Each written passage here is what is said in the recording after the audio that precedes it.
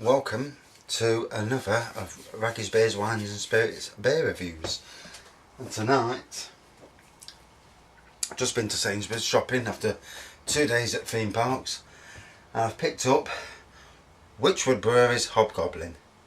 We've all drank it, well most bit, you know, if you haven't drank, if you're a beer drunk, you haven't drank this, then what are you doing? Get a drink it, you know. It's one of the main ones. It's like your Spitfires, your old speckled ends, Bishop's Finger, you know. It's one of them that everybody's drank. But anyway, it's a ruby beer, 5.2%. The baby brother of King Goblin, my absolute top beer. Let me tell you something about it first. And I've got to watch my battery, because battery's going to go any time. So if I'm halfway through this review, I'm going to be kicking myself. So, traditionally craft brewed with chocolate and crystal malts and a blend of Styrian Goldings and Fuggles hops to produce a full-bodied ruby beer that delivers a delicious chocolate toffee malt flavour balanced with a rounded, moderate bitterness and an overall fruity, mischievous character. Hobgoblin is the perfect beer to drink with meat stews and steak and ale pies. Oof. Sausages and mash, burgers and barbecues, roasts and char-grilled vegetables, ideal for Halloween. Well, it would be, wouldn't it? 5.2 in the bottle, 4.5 in cask and mini cask. And again I ask, why should it be any different in a cask and a mini cask? Put it as 5.2. Is it a monetary reason? Is it a tax reason? I just don't understand that part of it. So, taste, toffee, dry, biscuity. Smell, toffee, light citrus, chocolate. Style as a ruby beer, which, you know, we all know that. Doesn't say smell. Smell, taste, style, yeah. Right, so, reviews. On Beer Advocate, the review site, with 3,000 ratings, nearly 3.76 out of 5, so it's got a good rating. And they class it as an extra special bitter. So the first review I've looked at, this beer is a reddish brown with a bubbly head that did not last long. The beer smells sweet and fruity. The taste is a little more bitter than the aroma. The dark fruit flavours are still there and had a banana flavour as well. Oh, got to test that one out. The beer is drinkable and light on carbonation. This is a 4.22 rating. Poured into a clear tall glass. It has a murky molasses colour. Small head that dissipates quickly. Medium carbonation, decent lacing. Smells heavily of bananas. Where's this bananas coming from? Toffee, caramel, raisins, plums, cherries and other faint tangy fruit. This bloke's obviously got the killer nose, because if you can smell all that, you know. Taste of grainy malt, raisins, bananas and toasted caramel. Other flavours include dark fruit, graham cracker, plums and toffee. You've got to love this, you know, what people post. Whether you think they're brilliant in tasting, or whether you think they're talking utter, I won't say the word, but it rhymes with right.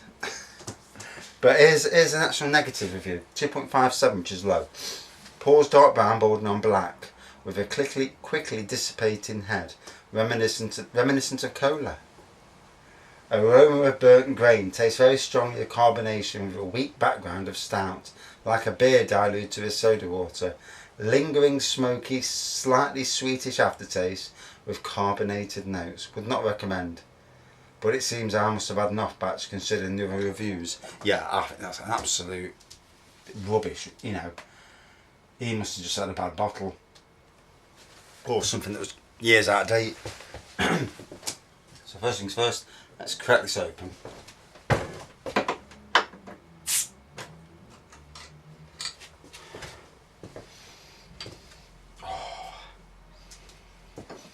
And you definitely get the chocolate. A slight smell of toffee as well. I'm not getting the slight citrus.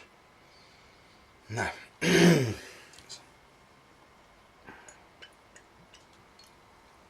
So obviously pours a lovely dark ruby colour.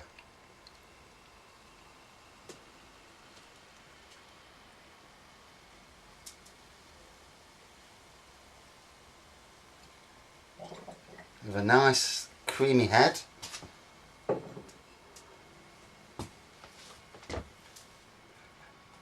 Can't see a lot of carbonation in this, but again, it's not the right glass. I need to use the glass where it does carbonate. No, it's a very dark mahogany, much darker than the 1845 from a minute ago.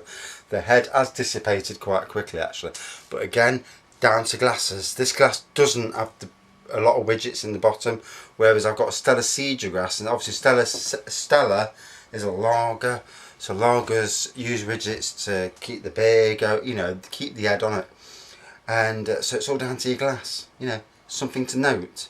If you want something that keeps your head and carbonates a lot, use the glass that does the job. Now let's have a taste.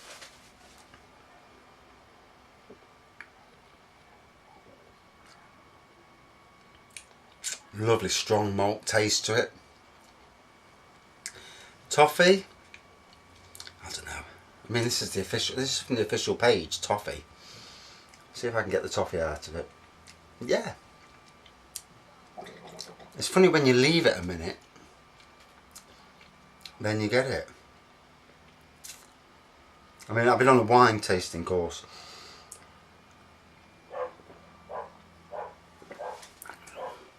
And we started off with ports and Stilton.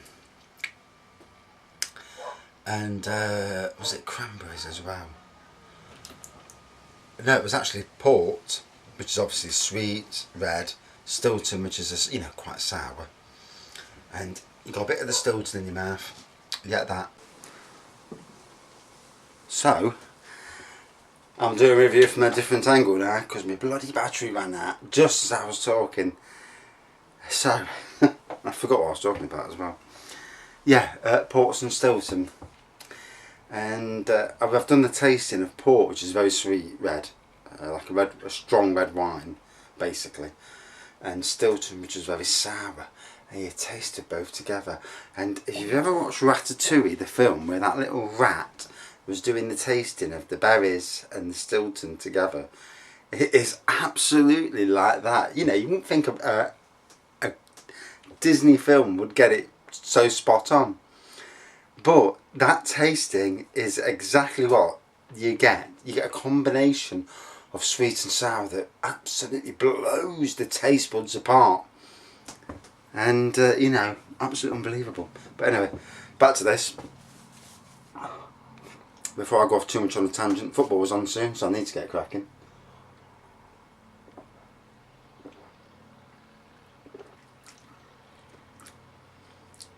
Yeah, definitely toffiness, you know, you can get all that. Light biscuity, I don't know. Citrusy, I don't know if I'm getting citrus. You know, even though the official, the brewers say this is a light citrus, I'm not getting it. And I'm certainly not getting all them other flavours. Banana.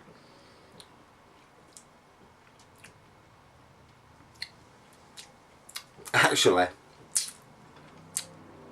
I mean, I've had Wells banana bread beer, now that is a classic.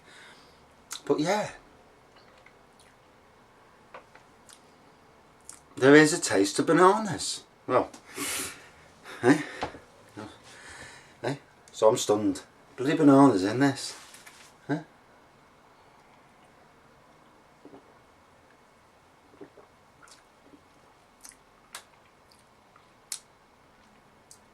Yeah, absolutely taste bananas. And here's me if they think they're talking absolute, you know, rubbish. Wow. So, I've just done a Fuller's review, so that's, you know, that was strong beer, that was. This is 5.2, so it's strong, but not obviously not in the really strong category.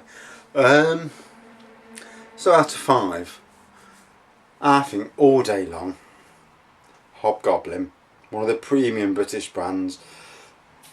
Every supermarket sells it, even your Aldi sell it, you know. I'm not sure if Lidl do, can't remember if they do or don't. I know Aldi do. So, you know, they all sell it, and there's a reason why, you know, every supermarket stocks it. Some supermarkets stock products because they're paid to stock it. you know, like a little sweetener to get them to stock it. If you didn't know that, I didn't know that, but companies pay the likes of Sainsbury's and all these other companies money to stock their products initially, until it gets to the stage where the products are selling that much that there's a necessity to stock them. That's probably why, you know, items come and go so quickly, because they stock them for so long. There's a contract and then they disappear. I presume that happens with, if it happens with beers, it happens with everything. Crisps, you know, milk, the lot. Yeah, it's all down to business in the end. If you've got a supermarket, you'll stock so many, but if you don't need to stock that, you won't. But if someone's offering you, you know, so many thousands per store to stock such and such, you're going to do it, because it's, you're stocking, you're getting money for free off them for stocking it, and then you're getting a percentage. You know, you're buying the stock in, of course, and you're getting a percentage of the profit as well. So, you know, the quid's in. And if it turns out to be a fantastic line, they've made a lot of money. And that's something I didn't know until I started working at supermarkets. So working on a beers, wines and spirits department helped me understand things that I never, you know, knew. And I just hope this picture's decent, because it's not as good going this way as it is going that way.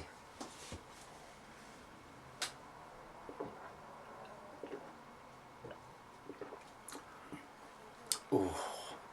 So, fantastic beer. Again, another of the top class beers that are available, and a strong 4.6 out of 5.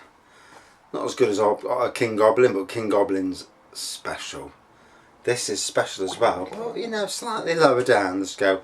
Don't want to introduce too many beers at the top end of the scale, because otherwise it makes a mockery of your scales. But yeah, would you recommend this? Of course you would. Would you buy this on draft in the pub? Yes. But tell them, say, send the message to Wychwood and Marston's and say, up your bloody percentages. I don't want to be drinking something that's 4.5%. I want to be drinking the 5.2 bottled. I can't understand the differences. I just can't fathom why there's a difference between draft and keg. Why? There's no need. Castle Rock sell their Harvest Pale at 3.7 in pubs. Marston's actually brew a 4.3 in a bottle, but the bottle don't taste as good as the 3.7, which is mind-boggling. But this, you know, in a bottle tastes better than it does from draft. Shocker.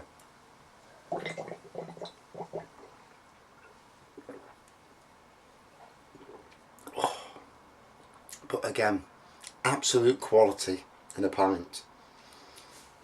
Oh, thanks for watching a bit of a protracted review, because obviously my battery died halfway through, and if I swore, I apologise, you know. Yeah, the last thing you want is to turn itself off when you're babbling away. Thanks for watching, and see you soon.